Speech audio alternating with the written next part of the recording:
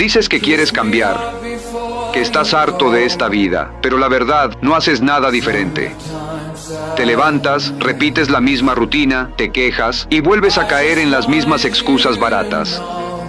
Cada día dices, mañana empiezo. Cada día te mientes. Y mientras tanto, los días se te van. Tu vida se te va. No es la suerte. No es que el mundo esté en tu contra. Eres tú, tu falta de disciplina, tu miedo a incomodarte, tu adicción a postergar. Y lo sabes, porque cada noche, cuando estás solo, te duele darte cuenta que tú eres el único culpable de seguir exactamente donde no quieres estar.